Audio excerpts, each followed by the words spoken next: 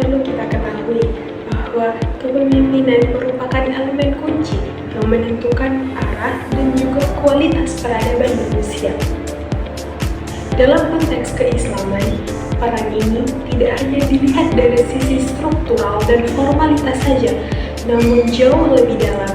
Kepemimpinan merupakan dimensi moral dan juga spiritual.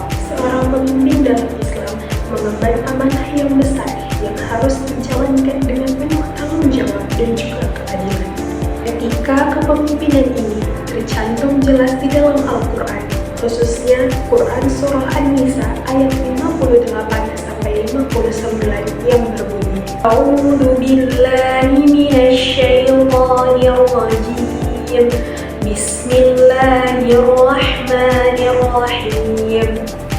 Innallaha ya'murukum an tu'addul amanati ila ahliha wa idza hakamtum bainan nasi an tahkumu bil 'adl. Innallaha ni'ma ya'idukum bih.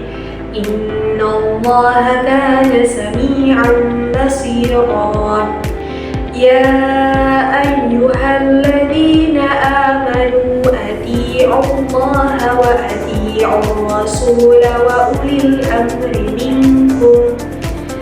Fa in tanaza'tum fi syai'in farudduhu ila Allahi war rasuli in kuntum tu'minuna billah. In kuntum tu'minuna billahi wal yawmil akhir, dzalika khairun wa ahsanu ta'wila.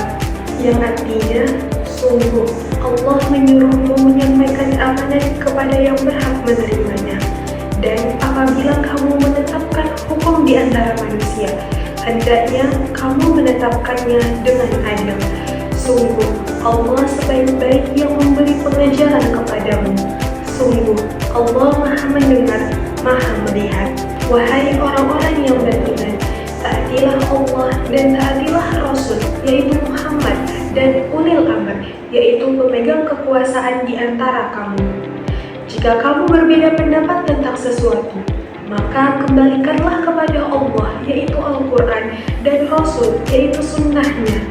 Jika kamu beriman kepada Allah dan hari kemudian, yang demikian itu lebih utama bagimu dan lebih baik akibatnya. Dalam kalimat antu'addul amanatu ila ahliha menegaskan bahwa setiap amanah harus diberikan kepada orang yang benar. Ini berlaku untuk semua jenis tanggung jawab, baik urusan pribadi maupun urusan besar seperti pemerintahan. Intinya, urusan pemerintahan hanya boleh diberikan kepada orang yang berhak, yang tepat, kompeten dan adil.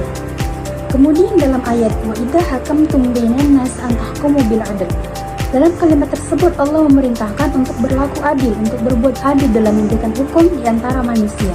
Sehingga ada dua pelajaran yang dapat diambil dari ayat ini. Yang pertama, yaitu memberikan amanah kepada yang berhak menerimanya, dan yang kedua, berlaku adil kepada setiap manusia. Oleh karena itu, janganlah sekali-sekali manusia mengkhianatinya, karena Allah Maha mendengar atas segala perkataan dan Maha melihat atas segala perbuatan. Kemudian dalam ayat 59 yang berbunyi, Ya ayyuhalladzina amanu atii'ullaha wa atii'ur rasula wa ulil amri. Memerintahkan agar semua manusia untuk taat kepada Allah, Rasul, dan pemimpin ulil amri, agar terciptanya kemaslahatan bersama. Ayat tersebut mengajarkan, jika terjadi suatu perbedaan pendapat, maka keputusan harus dikembalikan kepada Al-Quran dan Sunnah. Dari sini muncullah prinsip bahwa pemerintah harus melakukan musyawarah dalam mengambil keputusan dan menetapkan hukum. Terutama jika persoalan tidak terdapat dalam nas, musyawarah penting dilakukan agar pemimpin tahu suara masyarakat dan para tokoh juga ikut berpartisipasi dalam urusan bersama. Dalam Islam, karakter pemimpin yang sempurna telah dicontohkan oleh Nabi Muhammad SAW yang diceritakan dalam Quran Surah Al-Ahzab ayat 21 yang mengisyaratkan untuk meneladaninya, terutama dalam karakter pemimpin. Beberapa karakter yang harus ada pada diri seorang pemimpin yaitu yang pertama ada siddiq, kemudian yang kedua ada amanah, ketiga ada tabligh, dan keempat ada fatonah.